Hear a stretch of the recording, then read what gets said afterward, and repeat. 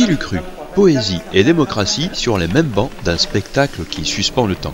Un kiosque à musique planté là dans un faisceau de lumière comme un écrin à une harpe peut-être enchantée, le public autour et un régisseur un peu survolté qui veut prendre en main le spectacle de façon un peu autoritaire. La boîte à musique enchantée s'est posée un instant au cœur de la scène Vauban de Gravelines.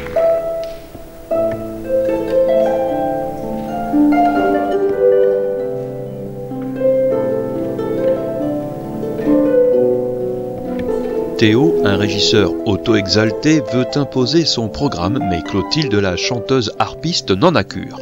Ce sera donc au public, autour de la boîte à musique, de trancher s'il veut se régaler encore de ces airs et refrains qui sont au panthéon de la chanson française. On a eu l'envie de monter un spectacle que de reprises de chansons françaises, mais en se disant si on fait ça, on veut le faire bien et on veut essayer d'être un petit peu dans quelque chose d'original. Et donc on a eu l'idée de créer cette boîte à musique géante de 3 mètres de haut et puis d'être dans quelque chose d'interactif puisqu'au final ce sont les spectateurs qui vont devoir voter pour savoir ce qu'ils vont écouter.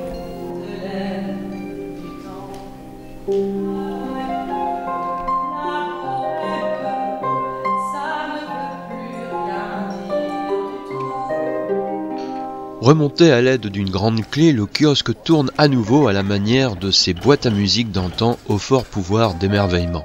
Clotilde, comme une figure de boîte à musique, joue le programme de 4 chansons choisies par le public à la majorité exprimée. Instant délicieux quand tintent les cordes de la harpe sous les doigts de Clotilde, c'est de la transportation immédiate vers des ailleurs baladins nourris de nostalgie et de rêverie. Si la musique est déjà un poème à elle seule, Clotilde qui souffle la chanson, la réinvente, la réenchante. Il y a une ambiance qui est posée effectivement assez poétique autour de ce spectacle qui fait qu'il y a une belle écoute généralement.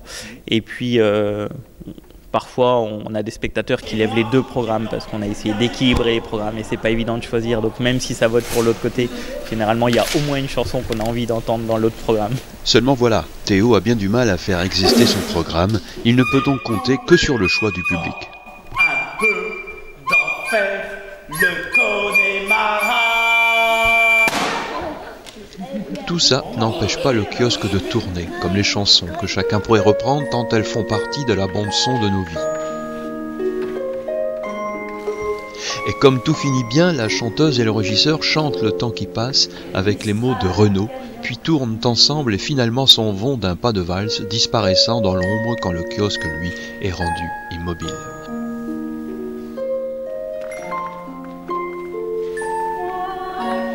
À mi-chemin entre le théâtre et la musique, la chanson et la comédie, ce spectacle est une faille temporelle, un privilège, une belle manière de faire connaître les grandes chansons du répertoire français aux nouvelles générations.